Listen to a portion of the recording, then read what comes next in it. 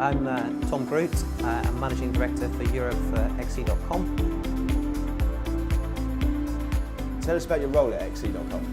My role is really to, set out the strategy, the change plan and the priorities, and work both with the team that report directly into me and some of the global teams to make change happen.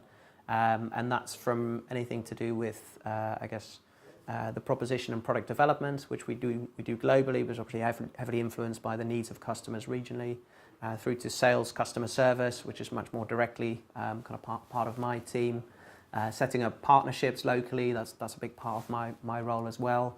And then obviously the local presences we've got around Europe, supporting and the teams that are based there, making sure they've got everything they need to do their job well and contribute to the strategy of the company.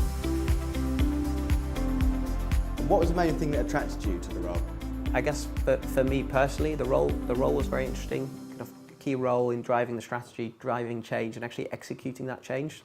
When I was a consultant, often thought up with the change plans, but never was responsible for executing and delivering that. And that accountability has always been something that I've been looking for since consulting. So I got some of that at the AA. I think within XE, the role brings a lot of that accountability with it.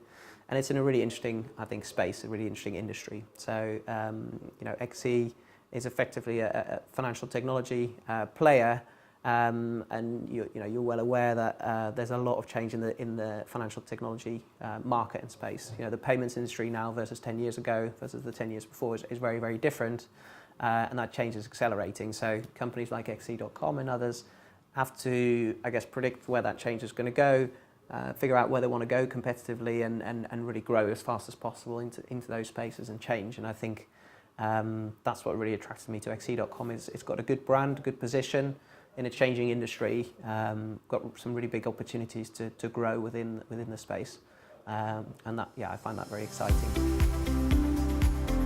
Can you explain a little bit about the XE.com story?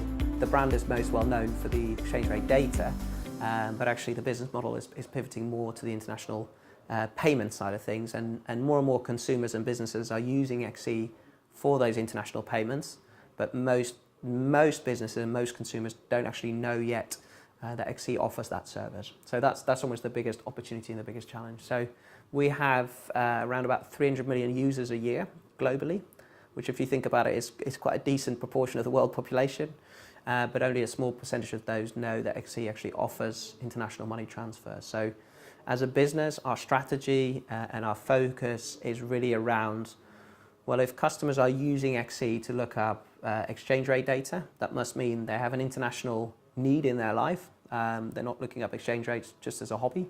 Either they have to pay someone abroad, or they're doing some planning or something in their, some aspect of their life, being, their personal life or the life of their company is international. And the services we offer more and more will focus on what is that underlying need for the customer. It's not just looking up information, but actually they probably need to pay someone, or they've got another kind of international need, and that's where we're sort of starting to change the business model towards. Do you see specific market trends impacting the XE.com strategy? You and me and most people in London and the UK, 20 years ago wouldn't have thought about a mobile app for banking, but nowadays, most people rarely go into a branch unless they really have to. That same change is happening to the XE service. We had the luxury of starting as an internet service, but obviously even that customer behaviour is changing. It's much more app-based nowadays, and it will continue to change. So that's where our organisation is changing to more and more as well. So more and more focus on what's the next stage in that kind of digital technology evolution. How does our proposition, our product have to evolve, and that's where we're making investments as well in the organisation. So product development, technology development, and that means also automation, using technology to make processes more efficient, much smoother, so we can continue to invest in that space. Where do you see the main opportunities for XE.com in 2019 and beyond? Some of the services we offer are similar to competitors, others are, I think, a little bit more sophisticated because we've got a little bit more scale than others, so we've been able to invest a bit more. I think are accelerating ahead of some of our kind of direct competitors. Again, XE kind of has what I think is quite a unique competitive advantage in that massive audience that uses the information, the exchange rate side of the business. So For me, the biggest, as I said it before, the biggest opportunity and the biggest strategic advantage we've got is that brand and that audience. The biggest challenge we've got is obviously the brand and that audience are using us for the exchange rate information, not for some of the other services we offer. So I think the next 5 years will be quite interesting for us within the industry as we develop the proposition, the products and services, as the market and industry develops and payments as an industry develops.